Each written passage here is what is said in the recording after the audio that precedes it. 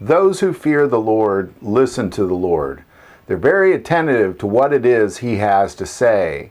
And fearing God ultimately doesn't mean that you're scared of Him like an abusive father, but you fear Him because you realize He is omnipotent and the entire universe is in the palm of His hands. But guess what? He loves and adores you. So those who fear the Lord and listen to Him are getting things that most of the rest of the country and most of the rest of the church are not getting. I think that's what's so challenging about the church in America these days is they're not listening to God. They're not paying attention to what it is He has to say. Yes, they're going to church. Yes, they're getting their ears tickled. Maybe they get a great message, but it's fairly shallow and oftentimes doesn't lead anywhere at all. And that's really the struggle. Me personally, I'm done with that. I'm done playing church. I'm done with the cruise ship mentality. God has been talking to me through this series, and I pray He's been talking to you as well. But the things that I am hearing God say is it's about building a spiritual army. It's not about being on a cruise ship. It's about when the rest of the church is preaching these things that they believe to be right, and like escapism from the tribulation through a pre-tribulation rapture, whatever it is that they may be preaching, it is taking away from the heart of what God needs in America right now, which is men and women who stand up for Jesus Christ and they do the things that Jesus asks them to do. And it's that simple. 98% of what you're getting in church, Jesus never asked us to do. And as we've gone through the book of Malachi, and the reason I started this whole conversation with that I'm trying to listen to God is He put me on a great pause. I've just been on this pause. It was essentially calling out the church episode after episode after episode. That's hard to do. And then He just put me on this giant pause. And as I've been trying to hear what it is He's saying, He's telling me it's about building a spiritual army that stands for the things of God. In this time of tribulation, that He needs the remnant of Jesus Christ to stand up when 90% of the rest of the, in quotes, church are following false prophets, antichrist, that kind of thing. There needs to be a remnant, a spiritual army, not a cruise ship church. It says, and this is why it's so important in this moment in time, because I've been in this giant pause with God and with this series, but it's about these exact words in Malachi 3, verse 16. Then those who feared the Lord spoke to one another, and the Lord listened and heard them.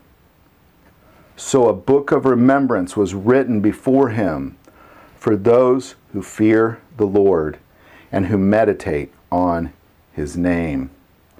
They shall be mine, says the Lord of hosts, on the day that I make them my jewels.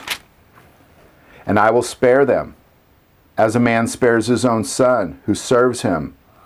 Then you shall again discern between the righteous and the wicked, between one who serves God and one who does not serve Him. America does not know how to decipher the difference. Period. I don't know how else to say it. Thank God God said it and I didn't say it, because I would have said it very differently and I think it would have come off a lot more harsh. But what God is saying here is there is some people, I know I can't be the only one. I know that those of you who are communicating with me, I know many of you feel this same way all around the world. Most of the church is wicked, and they are not discerning the differences between righteous and wicked because they do not fear the Lord, and they are not listening to each other, and they do not serve Him. There will be a small remnant of people, and that's what I'm interested in building. I'm interested in building a spiritual army. Then those who feared the Lord spoke to one another, and the Lord listened and heard them. That's what I'm interested in. So a book of remembrance was written before him, for those who fear the Lord and who meditate on his name. Could you imagine on Judgment Day, not only is your name written in the book of life, and not only is your name written in the book of the Lamb, but your name is also written in the book of remembrance. And what is it to be God's jewel? Like, what is that? A jewel. A jewel is a precious thing. When God describes his most precious things, he describes them as jewels. They're precious to him. When you quit the cruise ship mentality, church, I'm just going to straight out say it, that I believe that pre-tribulation rapture teaching is satanic. Now, I'm not saying if you believe in pre-tribulation rapture that you're satanic. Be very clear, because I'm going to put out a video on Monday specifically about this. But it is satanic teaching. Nowhere in the Bible does it teach it. Nowhere.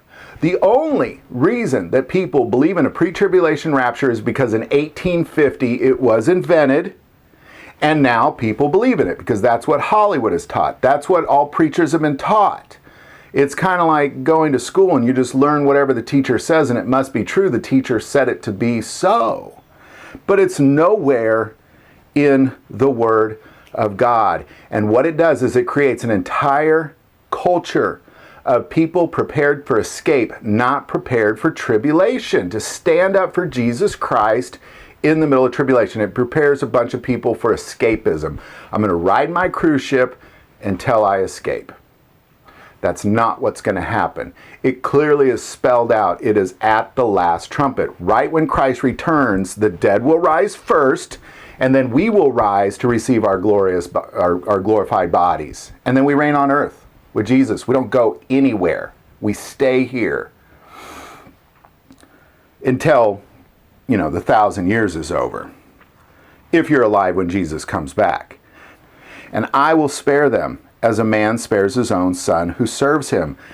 And when people read things like that, they think, well, I'm going to be raptured out. Sparing him, it clearly says in Revelation, he prepares a place in the wilderness for us to endure for 3.5 years.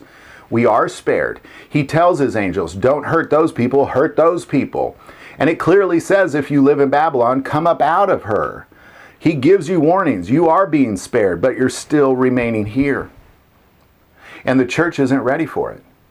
I don't know if any church in America is ready for it, to be quite honest. That's why I don't go to church. That's why I've been on this giant pause. I'm not interested in a cruise ship mentality. I'm not. And I know there's more of you out there. I know there is. I'm interested in building a spiritual army of the remnant of Jesus Christ to stand up for Jesus Christ and his teachings in the face of adversity and tribulation. The rest of the world, they don't preach pre-tribulation rapture. They don't, because they're going through tribulation. They don't believe in it. They don't believe they're getting spared from tribulation because they're going through tribulation in China and Africa and all over the Middle East.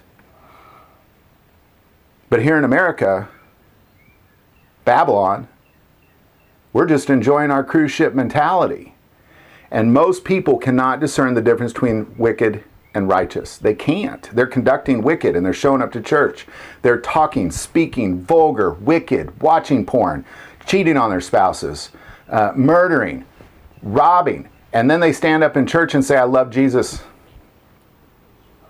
And Jesus, when he shows up on Judgment Day, clearly said he will separate the sheep from the goats. And he'll say to some of them, when I was hungry, you did not feed me. When I was naked, you did not clothe me. When I was an orphan, you didn't take me in, nor did you when I was a widow. And they'll say, well, when did we do these? And he'll say, when you didn't do it to the least of these, you did it to me. The American church is a very me. It's the church of me. What I want. I want what I want. I don't care what you want. I just want what I want, is the mentality of church in America. Did you know that most Christians and most non-Christians in America look at Christians as if they're absolute hypocrites because they're not at all living like Jesus said to live, at all, but they show up to church and they say they love Jesus. Those are goats. 90% of American church is goats. And God clearly says it's a few, it's a remnant. That's what the word remnant refers to. It's a small few who are his jewels. Why? Because they fear the Lord. The beginning of knowledge is the fear of the Lord, according to Proverbs. The beginning, you can't even begin to have knowledge of God until you fear God. This is the problem with the church, and I'm done. I'm not interested in. As I continue through this very last chapter, we're down to the last chapter of Malachi. And I'd like to remind you that I actually quit my job to go through this series because God told me to do it. It's very, very important to him. I'm interested in being with a group of people who fear the Lord. That's the church I'm interested in. Who speak to one another, and the Lord listened and heard them. It's about building a spiritual army. The army of the remnant of Jesus Christ is what it's about. That's what I'm interested in. And I know there's more of you out there. I know there is. And this is what God has been doing in me for the last month. I mean, he said, Mark, pause. And I've been at a pause. I've just been sitting here paused this whole time, wondering, what is it, God? Like we've continued through the End of Time series, because he didn't say pause on that. He said pause on Malachi. And I didn't know where he was going with it, but he's been showing me that it's about building a spiritual army, the army of the remnant of Jesus Christ. That's what it's about. Because these other churches in America, they're not doing that. They're not in. They want what they want. And they want to be in a soft, air-conditioned seat. They want to hear good. They want to hear the songs they want to hear. And then they want to hear the message preached the way they want to hear it from the pastor they want to hear it from. And if they don't get that, they're upset. And then they're going to go home and they're going to talk about their neighbors. They're not going to feed the hungry. They're not going to clothe the naked. They're probably going to get on the internet and look at the naked. And then they're going to tell you they love Jesus. That is the problem with the church in America. When I started this series, I had no idea where it was going. God just said, go through Malachi, call out the church, blow a trumpet. That trumpet's done. I'm done. Now the trumpet is all about building a spiritual army for Jesus Christ. I'm not interested, and I pray many of you are not interested in a cruise ship church. I have no interest in that. And if I step foot in one, I'll know it to be so, and I'll turn around and I'll walk out. Not all churches are like that. There's a small remnant that are not like that. That's what I'm interested in. That's the direction we're going with this as well. Hope I kind of just let it out. To be quite honest, I have no script at all. I just prayed before I started this video, and just God has been putting this in me, and I just had God speak through me, and this is what came out. So I hope it resonates with you, because it definitely resonated with me. God has a lot to say, and he is not cool with the state of the church in America today. And he is very interested in building a spiritual army of the remnant of Jesus Christ around the world. That will be his jewel. Love to hear your thoughts on it. Put it in the comments below. If you like this video, click like and subscribe. If you feel called to support this channel to Patreon, that link is also below. But the most important part of this channel, we take prayer requests. Please don't ever hesitate to send that in. Thank you for watching this episode of God, Family, and Guns. And as always, love God, love your family, and love guns.